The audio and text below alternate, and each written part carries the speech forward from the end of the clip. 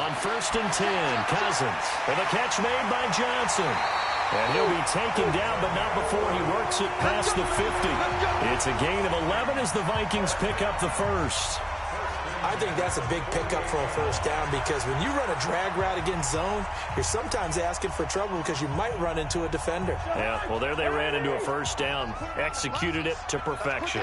Cousins now hitting on 80% of his passes in the early going, 8 of 10. It's first down. And now a throw on first down there, but it's incomplete. He was looking for his tight end there, Kyle Rudolph, and it's second down. Looked like he had a couple of different options as far as who to throw to on that play. And who am I to say this, but I'm not sure he made the right decision. Well, the window of opportunity is always going to be small in the NFL. That's why those quarterbacks who make quick decisions and have quick releases have the most success in this league. To throw once more on 2nd and 10. Cousins, he almost had it. The big D lineman nearly had an interception. Instead, it falls down incomplete. Feels like they're getting caught in between here because they didn't incompletions on 1st and 2nd down. Now you got to worry a little bit about the clock because you prefer not to give them another shot here in the first half. But if you don't pick up the first down, guess what? You're like Cousins to Cook. The Colts going to use the first of their timeouts as they'll head to the sideline and talk over what to do next.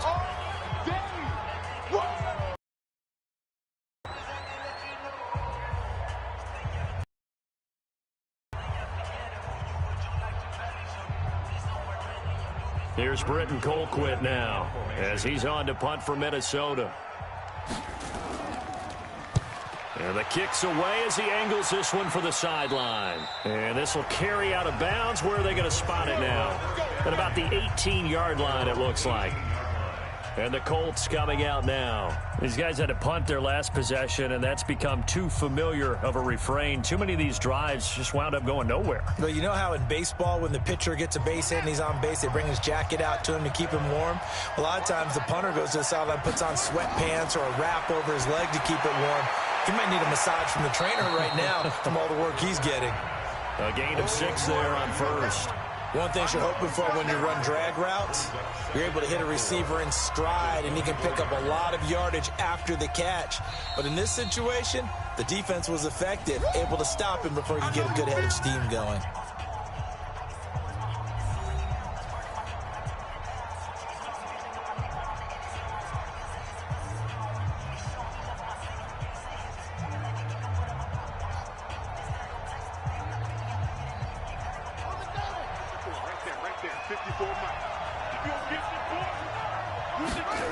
To leave it underneath, nearly got picked. They may be lucky to have that one back. 3rd down. I tell you, Brandon, this defense is playing with some confidence. Haven't allowed a point yet. Flying to the football. I'm telling you, it's almost 11 to the ball on every snap. Another nice job there to force an incompletion. These guys have punted 4 times already, and they're staring at a 5th, barring a conversion here on 3rd down. To throw, Brissett. Short little throw to Ebron. And he's brought down, getting this one up to about the 35. A gain of 11 that time, and a Colts first down. I got kicked out of that one, partner. You and I talk often about trying to hide receivers in certain situations, but a guy of his size, can't really hide him. But the tight end drag route, definitely an effective way to sneak him across the formation for an easy completion and a first down. That'll be caught by Rodgers. A gain of 6 there on first. Now the Colts will use their 3rd and final timeout as the clock will stop with 21 seconds to go here in the first half.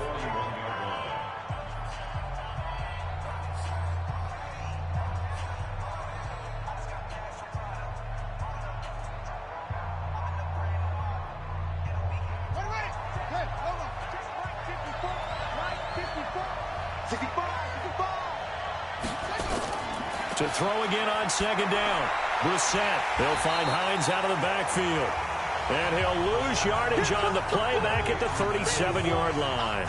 They'll wind up losing 3 yards here. And that'll lead here to a 3rd down.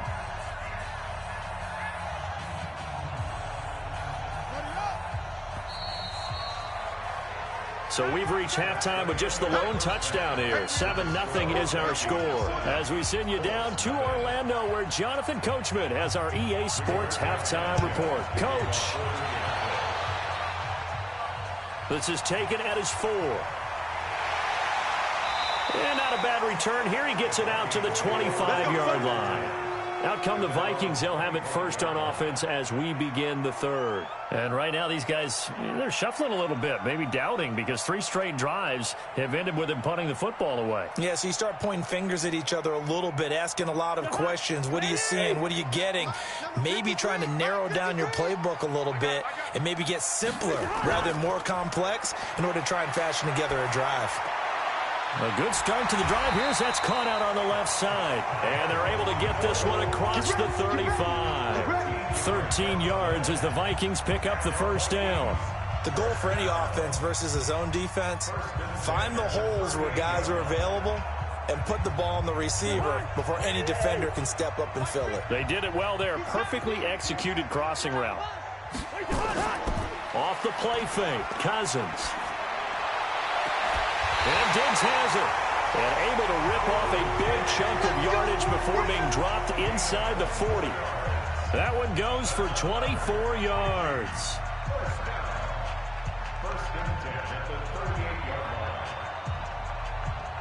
So the ball moves from 138 to the other as they come up on 1st and 10. Play action now. Cousins. And this will be incomplete. Physical play on the football there, and it's 2nd down. We saw this a lot in the first half, and it continues. These receivers just not able to get much separation. So that means they have to win the 50-50 balls. They've got to go up with the defender and find a way to start coming down with them. And this time, contact and another incomplete pass.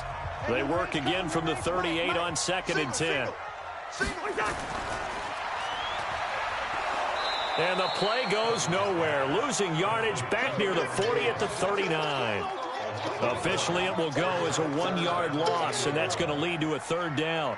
A pass for negative yardage, obviously no good. Maybe he shouldn't have thrown it, or maybe he shouldn't have caught it. And I think we were seeing it at the same time, weren't we? Maybe you let that one go, right? Because you can see the lost yardage about to develop. But that goes against every instinct of a receiver. They're taught to catch everything. So it's really hard to be mad at him and yell at him for trying to make that play. They stop him for only 3 that time, and that'll bring up 4th down. I'm wondering if the same thing went through your mind as mine. When I see a big man like that make a catch, all I keep thinking to myself is, big man with football.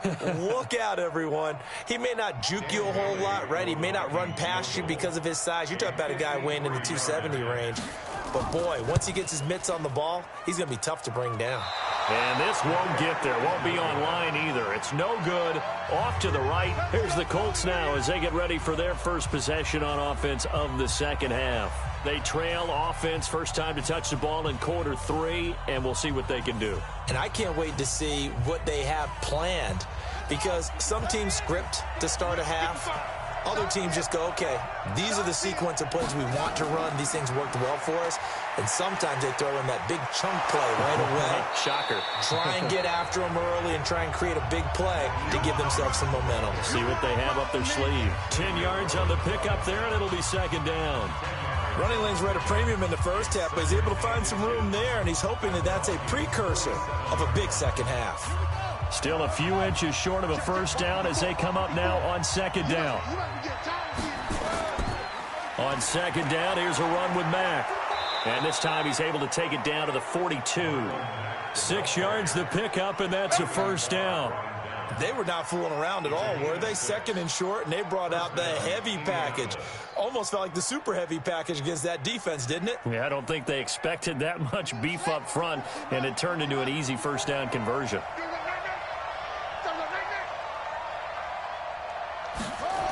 On 1st down, they'll stay with Mack on the ground. And he got blown up. Losing yardage on the play back at the 44. It's a loss of 2 there, bringing up 2nd down. Another example of just a dominant performance by this defense. Yeah, you hear all the time about teams that try to steal signals from the other side and try and learn their signs and their tendencies. It's almost like they get the answers to the exam the night before and were well prepared for this final. On 2nd and 12, Brissett The former Pro Bowl linebacker Anthony Barr there to jar it free. This defense tried to do its part, active hands on that play, but their offense hasn't given them much to work with. So they're not going to worry about it. On their side of the ball, all they're concerned about, can they create some scoring opportunities and help out that offense? An incomplete pass on that last play, and that means they'll need to come up with something here on third down. Brissett now. And time finally runs out. He can't get rid of the football, and he's taken down. Everson Griffin able to get in there for his second sack of the afternoon. And that's the second sack of the game, but this player, disruptive in all phases, whether he's going upfield, coming underneath, you name it. He's a big-time guy you have to block. Now here's Rigoberto Sanchez. He's been terrific so far, and he deserves a bronze leg as he gets this one away. Now the Minnesota offense set to take over again. Last time out, they had that long 50-plus yard field goal that they missed. And I'm sure on their sideline, they're thinking to themselves, okay, do we still want to try one if we're in that position again? And I would dare say that the answer would be yes. They're going to have a lot of confidence in their kicker. But just to be on the safe side, I'm sure they told their offensive guys, can we get a little bit closer this time? Closer. Yeah, you know, I'd rather get in the end zone first and foremost. But if all else fails, less of a field goal attempt for him. Now he's tackled a yard short of the marker. Good gain of 9 on first down. Despite the blitz, they're still able to pick up a nice solid gain. The disadvantage of blitzing often alters the normal spacing and run fits and leaves creases like they were able to exploit right there. It's going to be a long day. It's going to be a long day. Again, it's Cook. And able to get this one across the 45 before he's brought down. It's a gain of 11 as the Vikings pick up the first. They're trying to show that they can run the ball and protect this lead. Give it to the backs, play a little bit of keep away, don't you think? And that's probably a good philosophy at this point, going to make that defense stand up and stop them. Following the good run by Cook, here's another 1st and 10.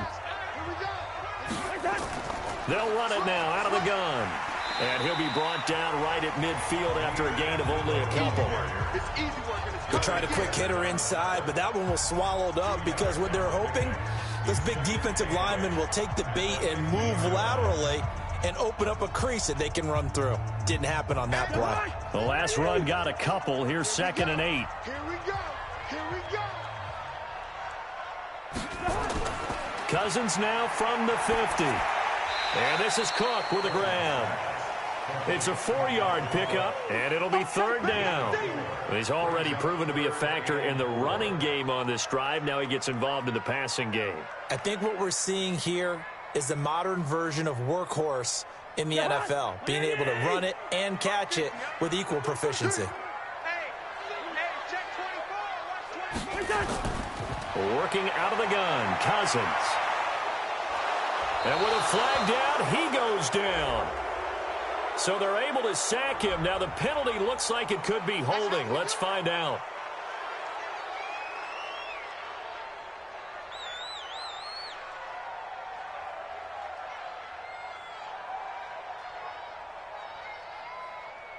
Here's Britton Colquitt now, as he'll punt it away for the 4th time today. And the punt over the side in the air, and the spot will be inside the 35. The Colts offensive unit ready to see what they can do here. These guys had to punt last time. It has not been a very fruitful game offensively thus far. They haven't even made a trip to the red zone. And I know that everyone's going crazy on that sideline because that drives you berserk to come off the field, not really move the ball well. As you said, not even get to the red zone, let alone, not even put points on the board. They've got to just take a deep breath, relax, try and figure out what is working, and call more of that. It's a 6-yard pickup, and it gets them to 2nd and 4.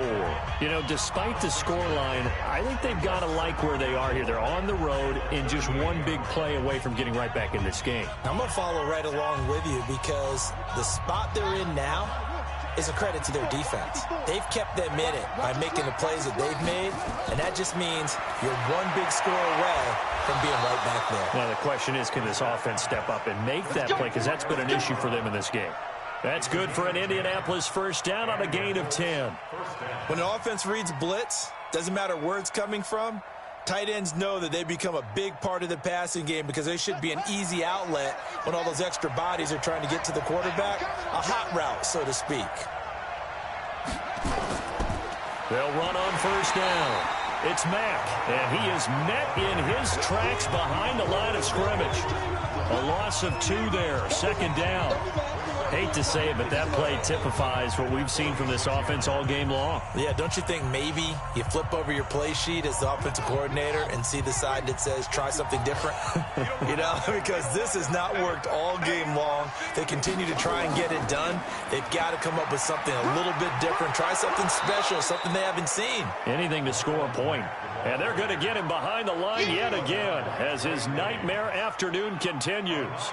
And there we saw one of the downsides of blitzing during a rundown, because sometimes you get out of your gaps. You don't fit the run quite as well because you're headed towards the ball carrier with abandon.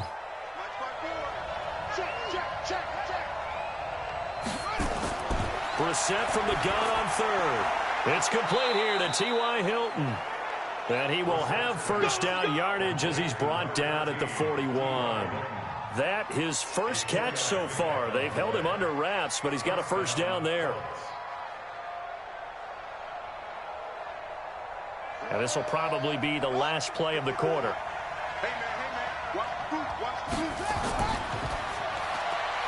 Funchess has it complete. And he'll go down, and that will do it for the third quarter of action. 3 quarters have come and gone. We'll return with more after this break. You're watching the NFL on EA Sports.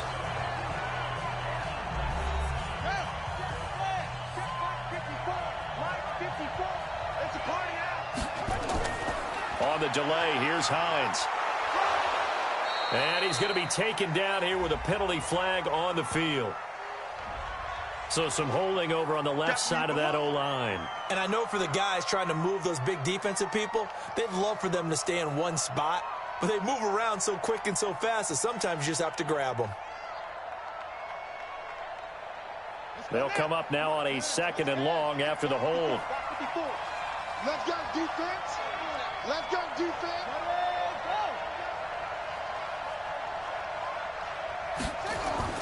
Out of the gun, Brissett. He's got it to Hilton. 6 yards is the pickup, and that'll lead to a third down.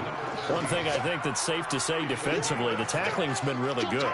And because of that, it's been very, very hard for them to move the ball because you're not getting the benefits of run after catch. They're tackling them almost on the spot. That means you have to run extra plays, harder to move it. On third down, Brissett. And he hits his tight end, Ebron. And this is going to turn into another first down as the tackle is made at the Vikings 18. Even though this offense doesn't have a single point to its name, they're not totally out of this game yet. A touchdown here, they could be in business. And how about that last play? Now they've got momentum going. So, you know, I'm a big advocate. Get back on the line of scrimmage. Throw another play at them while you've got them rocked on their heels.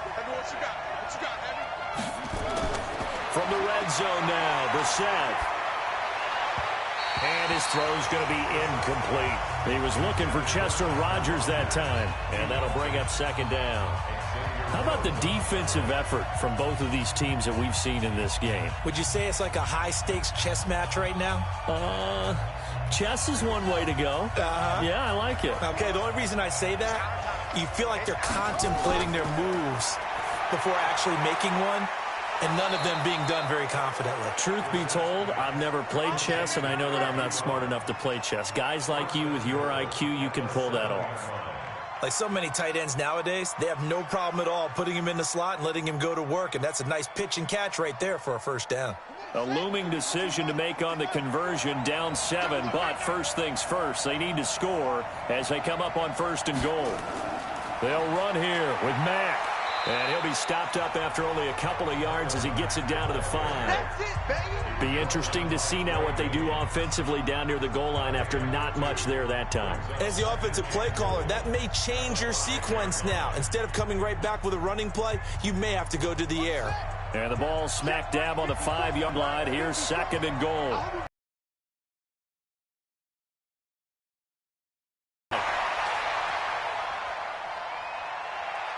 Oh, no, he lost the football.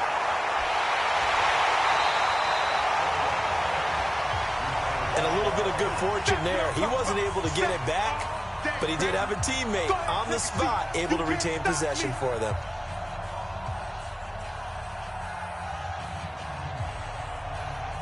You got to think this is likely 4-down territory anyway, but they'll try to punch it in now on 3rd and goal.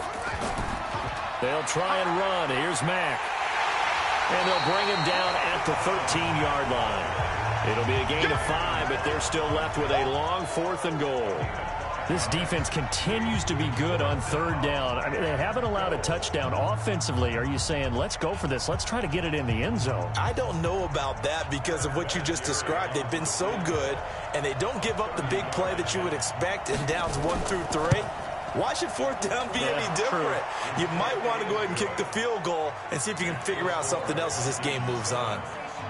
So an interesting call there to take the 3. I mean, I guess they're thinking that their hands were tied, but, you know, 4th quarter, that field goal might not help them that much in the end. Yeah, eventually they're going to need the touchdown. The thinking must have been they didn't feel confident about picking it up there, hoping maybe on defense they can get better field position, get a turnover, get a better play, and then they'll have a chance to attack the end zone.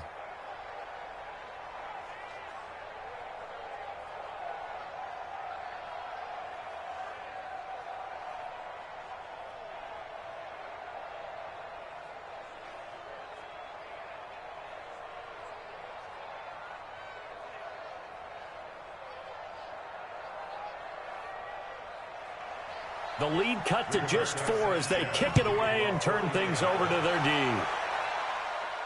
This will be taken in at the 1. And a very good return, but a penalty marker is down.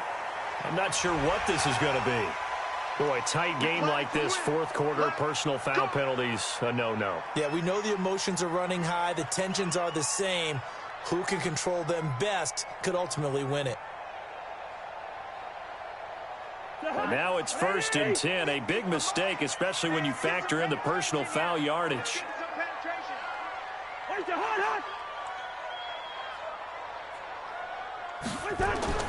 To throw is Cousins.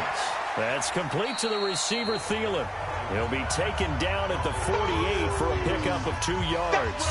Give him a couple on the catch. It's 2nd and 8.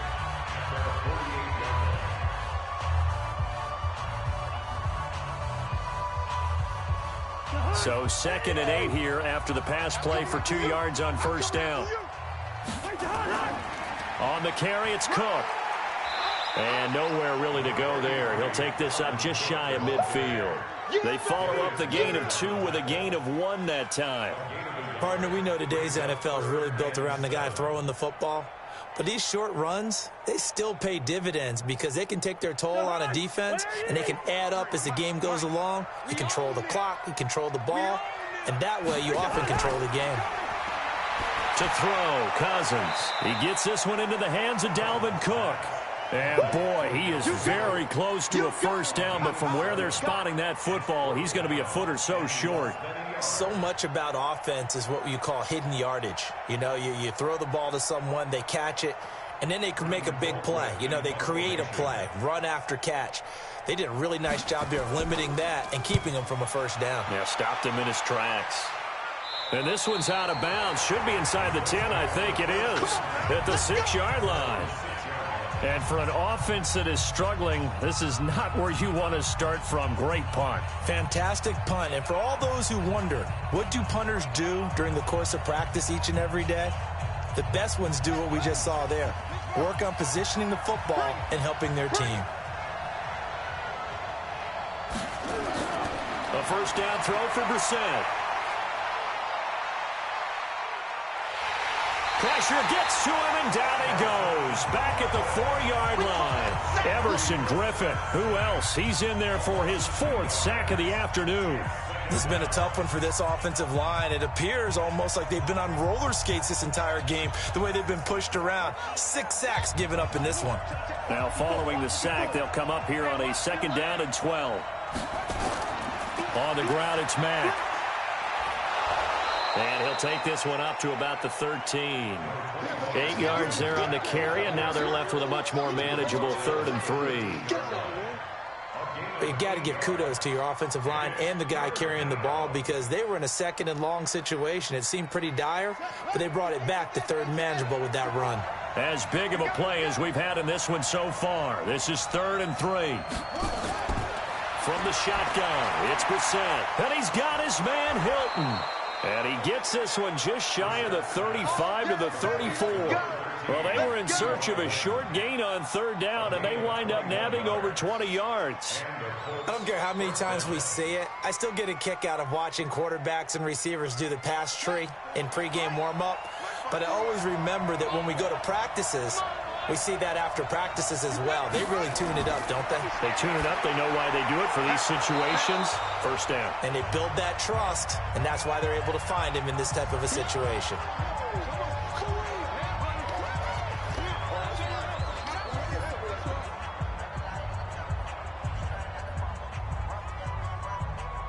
They'll come out in a 4-receiver look. 3 men to the right side on 2nd and 6.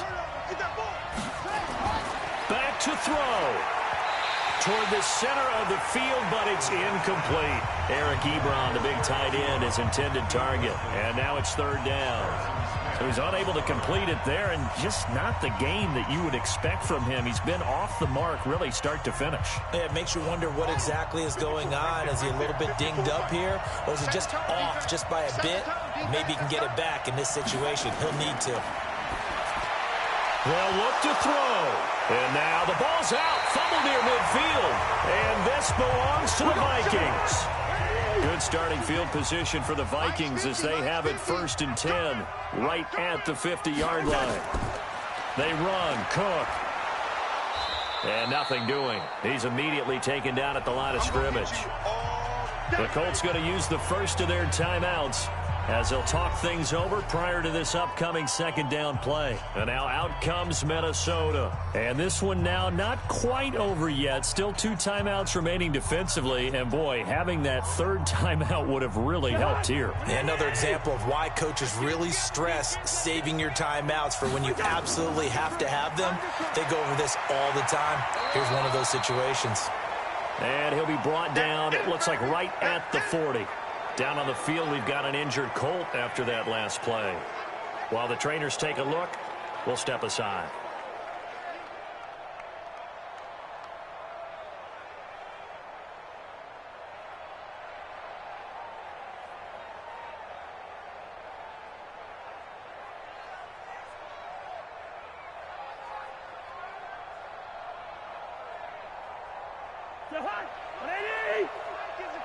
Check back 50. You're not ready. You're not ready. Here's Cousins. And that's caught by Smith. Now the Colts will use their 3rd and final timeout. And they'll be disappointed to have to burn one there after giving up the 1st down.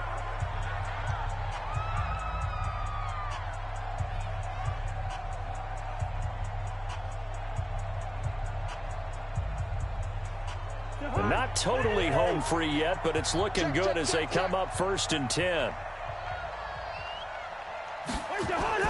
Cousins here to throw. And that's going to be incomplete. Too tough to hold on to that one. It's 2nd down. We've seen good cover skills on display throughout this game, really from both teams. And there's another nice example there of them making it difficult to complete a pass. Here's 2nd and 10 now from the 29.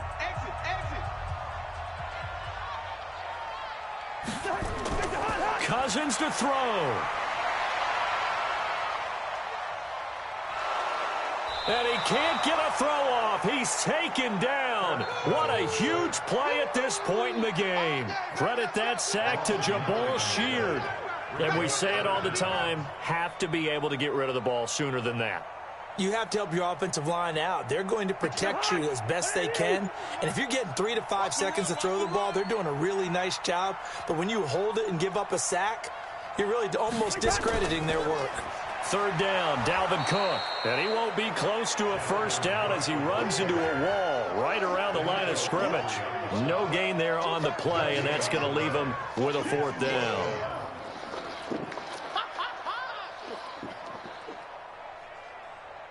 So on 4th down, out trots the kicker in a big spot here. This officially a 55-yard attempt. That's running out of steam, and it won't get there. He left it just short.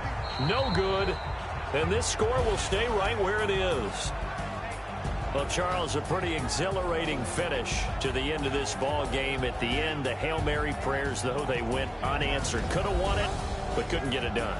Almost felt schoolyard or playground, didn't it? Yeah, you remember when you called that play? Everybody just go long and try and find someone open. They gave it a shot, but unable to successfully complete it.